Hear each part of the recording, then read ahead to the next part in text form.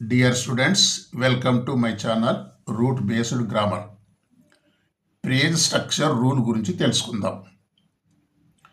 Number 1, headedness principle అనగా nouns, pronouns, verbs, adjectives, adverbs, prepositions, conjunction and interjection వీటినన్నీ కూడా head words అంటారు. ఎందుకంటే నౌన్ ప్రేజ్ చేస్తే నౌన్ హెడ్ ఉండాలా, ప్రొనౌన్ చేస్తే ప్రొనౌన్ హెడ్, నౌన్ ప్రొనౌన్ ఒకటే, వర్బ్ చేస్తే వర్బ్ హెడ్, అడ్జెక్టివ్ ఉంటే అడ్జెక్టివ్ హెడ్, అడ్వర్బ్ చేస్తే అడ్వర్బ్ హెడ్, ప్రిపోజిషన్ చేస్తే ప్రిపోజిషన్ హెడ్, కంజంక్షన్ చేస్తే కంజంక్షన్ హెడ్ ఉండాలన్నమాట. అందుకే ఇవన్నీ పార్ట్స్ ఆఫ్ స్పీచ్ని హెడెడ్నెస్ ప్రిన్సిపల్ ఇవి ఉండాలి. దీని డెఫినేషన్ ఏంటంటే the position, place of leadership and greatest authority or honour. అంటే ప్రేజులో ప్రధానమైన వ్యక్తి, హెడ్ ముఖ్యమైన వాడు అనే అర్థం అది. Next binary principal. బైనరీ అంటే రెండు. అవి ఏవేవి? స్పెసిఫైయర్ అంటే ఏంది? Group of words. అవి కూడా హెడ్ను గురించి డిస్క్రైబ్ చేస్తాయి. ఇది అబ్లిగేటరీ కంపల్సరీగా ఉండాలి. దీని డెఫినేషన్ ఏమంటే one who specifies or determines something. అంటే ఎవరైతే గ్రూప్ ఆఫ్ వర్డ్స్ ఏవైతే ఉన్నావో అవి హెడ్ను గురించి చెప్పే పదాలను మనము స్పెసిఫైయర్స్ అంటాం. కాంప్లిమెంట్స్ అంటే కూడా గ్రూప్ ఆఫ్ వర్డ్సే. ఇవి కూడా హెడ్ను గురించి హెడ్ యొక్క మీనింగ్ను పూర్తి చేయడానికి ఉపయోగపడతాయి. నెక్స్ట్ అడ్జెక్ట్ అంటే కూడా అడ్వర్బ్. ఇది ఆప్షనల్, ఇది ఉండొచ్చు ఉండకపోవచ్చు. ఇప్పుడు టోటల్గా ప్రేజ్ యొక్క డెఫినేషన్ ఏమంటే a phrase is a group of words built around noun or pronoun. అంటే ప్రేజ్ అనగా పిల్లలు అనమాట. ఇక చూడండి, ఇది నౌన్ ప్రేజ్. హెడ్ ఉంది కదా, హెడ్కి లెఫ్ట్ సైడ్, హెడ్కి రైట్ సైడ్. కాంప్లిమెంట్స్ అంటే ఇవి కూడా గ్రూప్ ఆఫ్ వర్డ్సే.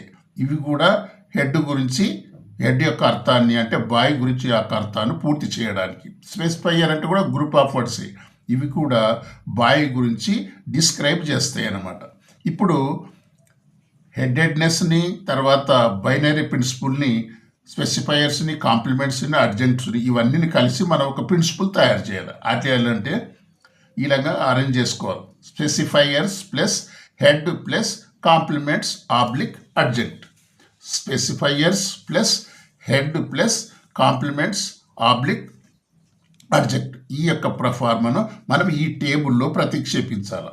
ఈ టేబుల్లో ప్రతిక్షేపించినప్పుడు హెడ్కి లెఫ్ట్ సైడ్, హెడ్కి right side, head below, head above. ఈ హెడ్కి 4 దిశలు ఉంటాయి.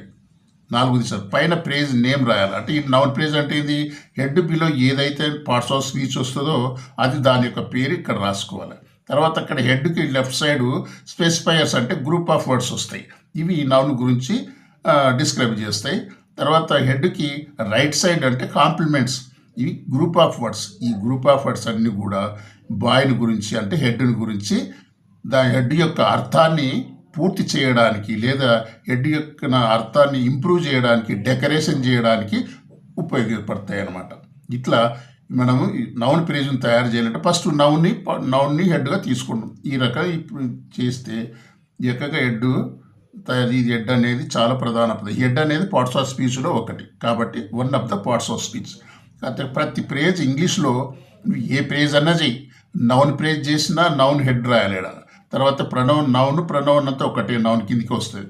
నెక్స్ట్ వర్బ్ ప్రేజ్ చేయాలంటే వర్బ్ ఖచ్చితంగా ఇక్కడ రాయాలి. వర్బ్ రాయాలి, దాని ప్రేజ్ నేమ్ ఇక్కడ టాపిక్ నేమ్ ఇక్కడ రాసుకోవాలన్నమాట.